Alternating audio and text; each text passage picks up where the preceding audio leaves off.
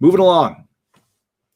We've got the Detroit Lions and the Jacksonville Jaguars. This is going to be an interesting game because I'm expecting some fireworks to take place. I think this is a low-key offensive powerhouse kind of matchup here with Gardner Minshew, Matt Stafford going head-to-head. And the weapons that are there, it's not because the weapons are so great, but both defenses are not very strong. They both can be run on. They can both be passed on. This is one of those games that I think you could pretty much start just about anyone and have some success. Jeff, what do you got for us? Not too many injuries on Detroit's side. It looks like Desmond Trufant he didn't practice today with a hamstring injury, and it sounds like he'll probably miss. Biggest injury actually is on Jacksonville. A lot of people probably already heard DJ Chark. Can't concentrate with it. DJ Chark left the game early last week with another ankle injury. I posted about this earlier this week. He's had 5 ankle injuries. It's frustrating because they don't say which side, right or left, but he's had 5 different ankle injuries since being at LSU in 2017. So just a recurrent trend that you want to keep an eye on. I wouldn't be surprised if he misses this week. A lot of people were a little concerned about Laviska Shenault, but he was dealing with a hamstring injury Thursday, Friday last week and played. I'm treating this like a rest day for Laviska. So I think Laviska is going to be a main target underneath, and then Keelan Cole will be a good target because Detroit just, like you said, Matt, they don't have anybody who can stop them offensively. So. Yeah, it's Matt, it's funny you mentioned this as being one for fireworks. I had this. My first note on this is going to be a shootout, and you typically don't think of Detroit Jacksonville as a shootout, but you're right. The main reason is it's the defenses. The defensive they have been vulnerable to the pass.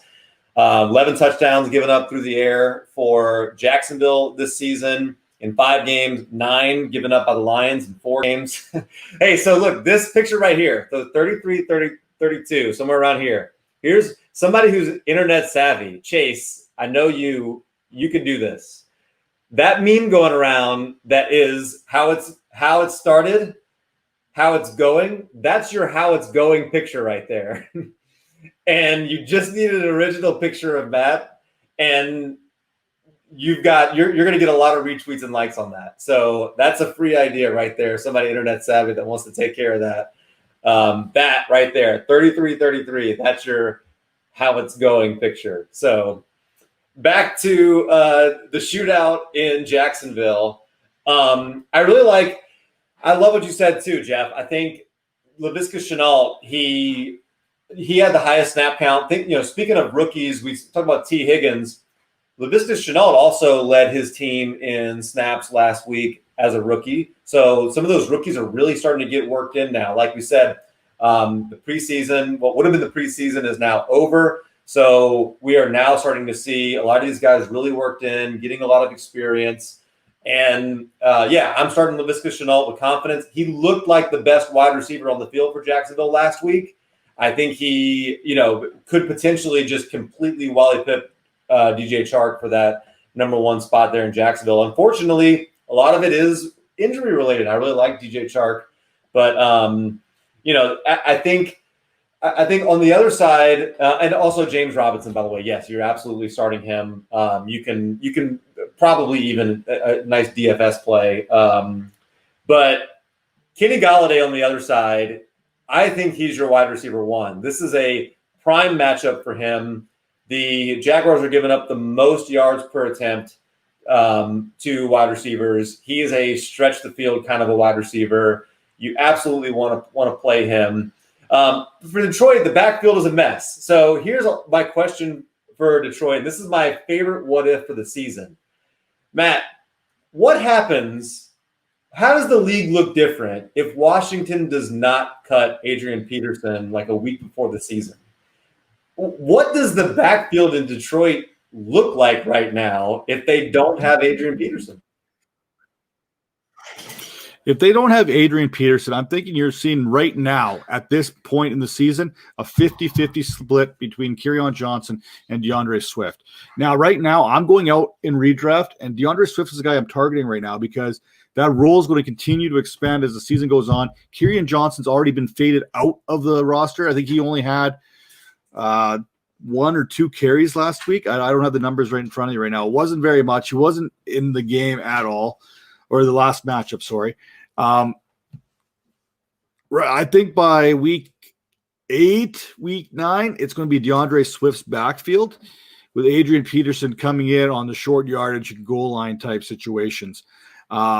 Without Adrian Peterson coming in, I think you see Kerryon Johnson try and carry the load for the first 2 or 3 weeks. Come on, try and be professional here, Calvin. Be professional. Good thing you're on mute. Chase, come on, man. You can't make me laugh that hard. You got to put his comment up here.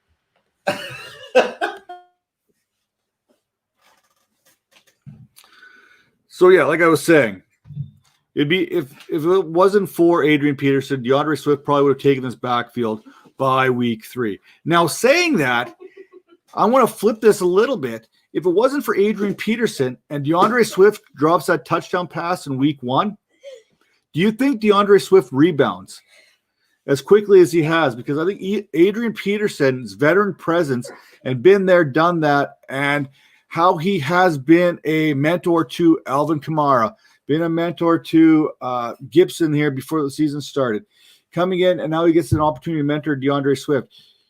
As long as he's not watching your kids, Adrian Peterson is fantastic for your team, right? So I'm kind of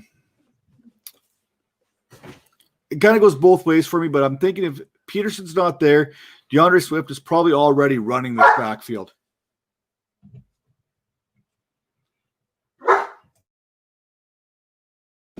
We've now had multiple dogs join the show. That's probably my favorite part so far. Well, there's a makeup, obviously, but then we've got appearances by both dogs. So you want to jump over into the Cleveland and Pittsburgh matchup here? Or did you have anything else you wanted to add about what you're expecting? No, I'm pretty good there. Oh, the Lions Jags, like I said, I think it's going to be an offensive powerhouse kind of matchup here. Start James Robinson. You got to start. James Robinson's the man. I love James Robinson. I'm pretty sure I'd have his babies if he'd let me, because I'm so pretty. So we know how I feel about that. I like Visca. I love DJ Chark in this if he's ready to roll, if he's finally healthy again. I think he's kind of still battling injury, a little bit of an injury from previous weeks. Those soft tissue type injuries are going to take a few weeks to heal. Flip it on the other side. I'm going to take a little bit of a risk here because this is a game that we're expecting Golladay to ball out. I'm going to say this is not the bet, by the way. This is just my gut kind of coming in, and it's like I feel like this is going to be a Marvin Jones game.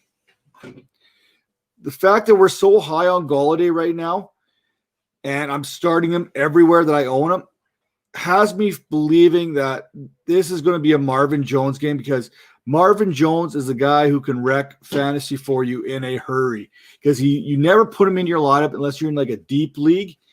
And this is just one of those things. I think this feels like one of those like 125-yard, 3-touchdown type games for Marvin Jones coming. You know what I'm saying? Like it's got me worried about starting Golladay. It's a fantastic matchup, but Marvin Jones is going to have some sort of factor in this that I think we're not going to like as Golladay owners. Who's on Marvin Jones? Is it DJ Hayden this week? I don't think. CJ Henderson will probably.